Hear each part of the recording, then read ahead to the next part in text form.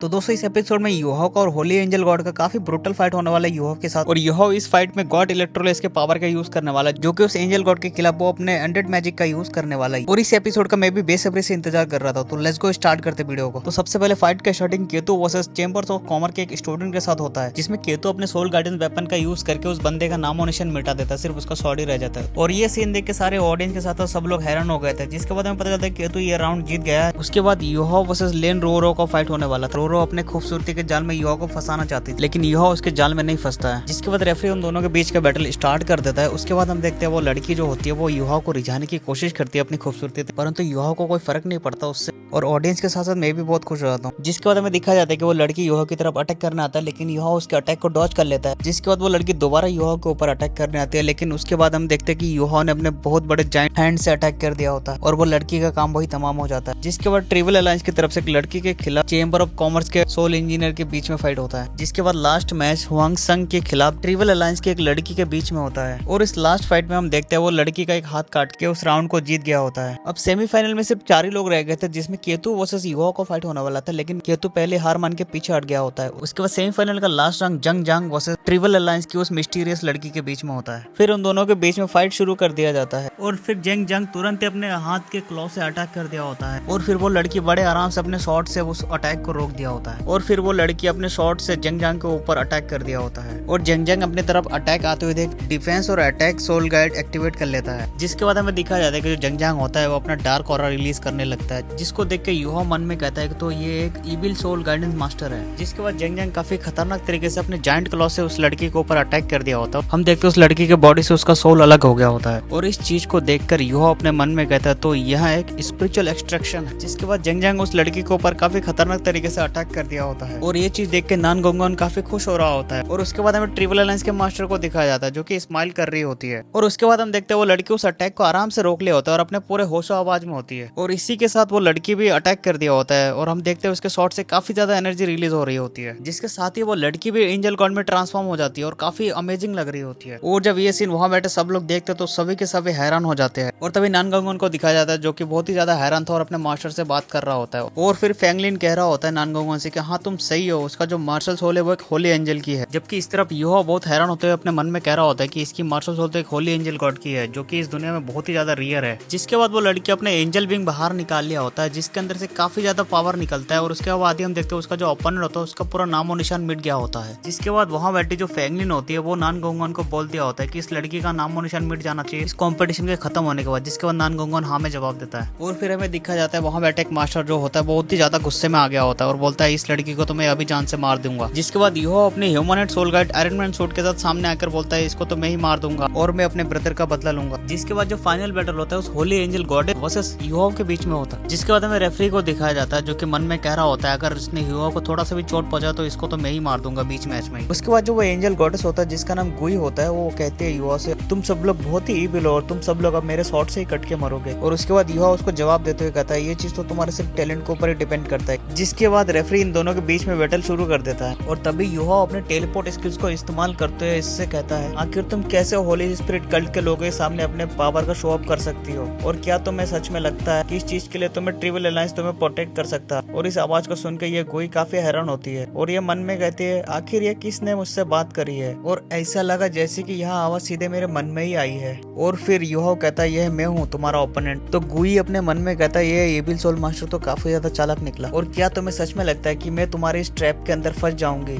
जिसके बाद योहॉक चिल्लाते हुए कहता है ये कोई ट्रैप नहीं है और मैं तुम्हारी जानकारी के लिए यह बता दूं यहाँ पे 5 पावरफुल होली स्पिरिट कल्ट के मेंबर्स है और एक डुलिव मास्टर भी है। और क्या तुम्हें अब भी लगता है कि ट्रिपल अलायंस तुम्हें प्रोटेक्ट कर सकती है। और इन चीजों को सुनकर ये लड़की घबरा जाती है और फिर ये कहती है क्या तुम मेरे मन को पढ़ सकते हो। जिसके बाद योहॉक बताता है जो मेरी मेन मार्शल सोल है वो स्पिरिचुअल पावर से रिलेटेड है और जब तक कि तुम मुझसे फाइट नहीं करती हो तब तक मैं तुम्हारे मन में तुमसे बात कर सकता हूँ और तुम्हारे थॉट्स को भी जान सकता हूँ। और फिर ये लड़की कहती है आखिर मुझे क्यों तुम पे विश्वास करना चाहिए। जिस पर योहॉक इससे कहता है मैं तुम्हें सिर्फ यही बता सकता हूँ कि होली स्पिरिट कल अभी हमारा कॉमन एनिमी है और अगर तुम मेरी बात पर विश्वास करना नहीं चाहती हो तो फिर मेरे पास भी कोई चॉइस नहीं रह जाएगा सिवाय तुम्हें हराने के, और तुम्हें हराने के बाद ही मैं तुम्हें बचाने का कोई और रास्ता सोचूंगा। जिस पर यह लड़की घमंड दिखाते हुए कहती है, क्या तुम्हें सच में ऐसा लगता है कि सिर्फ अकेले तुम मुझे हरा सकते हो? जिस पे यह कहता है, तुम्हारा यह घमंड तुम्हें ही एक दिन ले डूबेगा, और जब तुम्हें इतना ज्यादा घमंड और अपने आप पे विश्वास है तो चलो मेरे साथ एक शर्त लगा लो कि अगर मैं तुमसे जीता तो तुम्हें मेरे ऑर्डर्स मानने पड़ेंगे और मैं अपनी पूरी कोशिश करूंगा जिससे कि मैं तुम्हें प्रोटेक्ट कर सकूं। तो फिर ये लड़की युहा को हल्के में लेते हुए कहती है, अगर तुम मुझे हरा सके तो मैं तुम्हारे सारे ऑर्डर्स मानूंगी। और तभी युहा अपने सोल रिंग्स को रिलीज करती है और यहाँ लड़की युहा की सोल रिंग्स को देख के कहती है, तुम्हारी सोल रिंग्स तो ग्रे कलर की है, मतलब कि तुम सच में एक इविल सोल मास्टर्स हो। जिस पे युहा मुस्कुराते कहता है, अगर मैंने ऐसा नहीं किया तो क्या वो लोग मुझ पर विश्वास करेंगे? और हाँ, तुम गलती से भी मेरे डील के बारे में मत भूल जाना। और तभी युहा होली नेक्रोमेंसर के ट्राइडेंट को बाहर निकाल लिया होता है और उसके द्वारा युहा अनडेड मैजिक को इस्तेमाल करता है, जिसके द्वारा युहा एक पावरफुल स्पिरिट को सम्मन करता है वहाँ। और इसको देख के इसका मास्टर भी काफी ज्यादा हैरान होता है, जबकि इस तरफ इस लड़की उससे लड़ते हुए कहता है, तुमने तो कहा था कि तुम एक एविल सोल मास्टर नहीं हो। और फिर युहा के ऊपर एक काफी ज्यादा खतरनाक अटैक कर देती है और हम देखते हैं कि युहा भी काफी ज्यादा खतरनाक ड्रैगन के स्केलेटन से अटैक कर देता है। और इस चीज को देख के जो वाइस प्रेसिडेंट होता है ये काफी ज्यादा हैरान होती है और ये कहती है, ये तो एक बोन ड्रैगन है। और इस बोन ड्रैगन को देख के लड़की भी काफी ज्यादा हैरान होती है और तभी यहाँ बोन ड्रैगन इस पर अटैक कर देती है। तो ये लड़की भी इसके ऊपर काउंटर में काफी ज्यादा खतरनाक अटैक कर देते हैं और इतने ज्यादा खतरनाक क्लैश के बाद ये लड़की काफी पीछे तक खिसकते हो जाती है। और युहा की इन एबिलिटीज को देख के जो फैंगलिन होती है वो काफी ज्यादा इंप्रेस हो जाता है युहा से और यह कहती है, इसकी जो ये होली सोल स्किल्स है ये काफी ज्यादा रेयर है इस दुनिया में। और फिर ये कहती है, नान गंगवान, यह तुम्हारा डिसाइपल नहीं बन पाएगा और मैं जरूर इस चीज को लीडर को रिपोर्ट करूंगी। और अगर मेरा अंदाजा सही है तो ये एक होली सन है जिसकी हमें काफी समय से तलाश थी। और फिर हम देखते हैं ये जो लड़की होती है ये काफी खतरनाक तरीके से बोस बोन ड्रैगन के ऊपर अटैक कर देती है और ये लड़की और युहा के अटैक के बीच में काफी तगड़ा क्लैश होता है और ये दोनों एक दूसरे के पावर के फोर्स की वजह से पीछे हट जाता है। जबकि इस तरफ इनकी इस फाइट को देखकर रेफरी काफी ज्यादा हैरान होता है और ये कहता है, आखिर अचानक से ये होली शॉट इतनी ज्यादा स्ट्रॉन्ग कैसे हो गई? तभी युहा अपने पावर का इस्तेमाल करते हुए एक पोर्टल ओपन कर देता है, जिसके बाद जो युहा का ह्यूमन सोल टूल होता है वो उसके अंदर चला जाता है।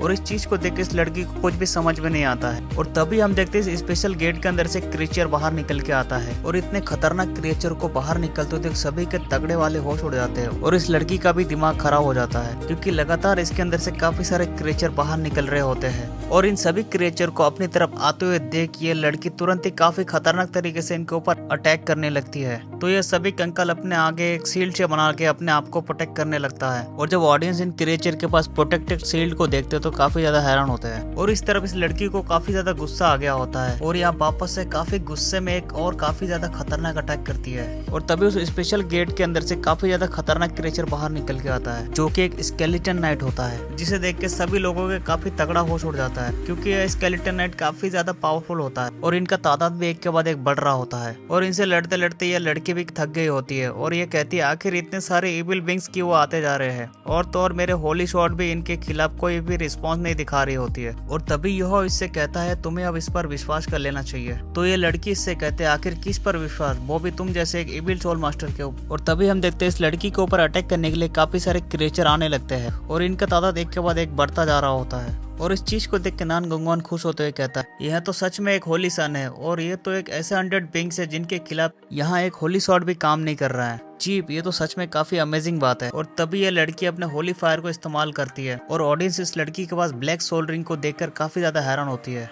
और ये इस होली फायर को इस्तेमाल करते हुए काफी खतरनाक तरीके से अटैक करने लगती है और अटैक करते हुए कहती है, होली फायर प्लीज मेरे साथ इन सभी इविल क्रिएचर को जला के राख कर दो। जिसके बाद अरेना के अंदर काफी ज्यादा तगड़ा ब्लास्ट होता है और इस होली फायर के अंदर ये सभी कंकाल जल के राख होने लगते हैं और एक एक करके गायब होने लगते हैं। और इन सभी क्रिएचर को खत्म करके ये जैसे ही इस पोर्टल के पास जाती है तो ये इस पोर्टल के अंदर एक प्योर लाइट को देखती है और इस रोशनी को देखते ही रह जाती है। और इस टाइम पे इस लड़की ने ऐसा नजारा देखा होता है जिसे यह लड़की अपनी पूरी जिंदगी में भुला नहीं सकती थी। और इस गेट पर एक आई अपेयर होती है और ये आई एक गोल्डन लाइट से भरी हुई होती है। जिसके बाद इसके आगे एक होली ऑरा के साथ एक फिगर अपेयर होता है जिसका अपीयरेंस काफी ज्यादा प्योर होता है और ये इतना ज्यादा प्योर होता है कि इसके अंदर इविल या फिर डेथ का कोई भी निशान नहीं होता है। और यहोवा का यह अपीयरेंस उस एंजल गॉड को अपनी जैसी पवित्रता इसके अंदर महसूस कराती है। और यहोवा कहता है, क्या तुम जान गई और क्या तुम इसे महसूस कर सकती हो? जबकि इस तरफ ऑडियंस सवाल कर रही होती है, क्या यह जीत गई? और अचानक से वो सभी क्रिएचर कैसे गायब हो गया। और वैसे तो गेट अभी तक यहीं पर है, तो फिर वहाँ पर कोई भी हलचल क्यों नहीं हो रहा है। और ये एंजल गॉड उस स्पेशल गेट के सामने जब खड़ी थी तो उसके अंदर से काफी सारे चेन आकर उसको जकड़ लेता है।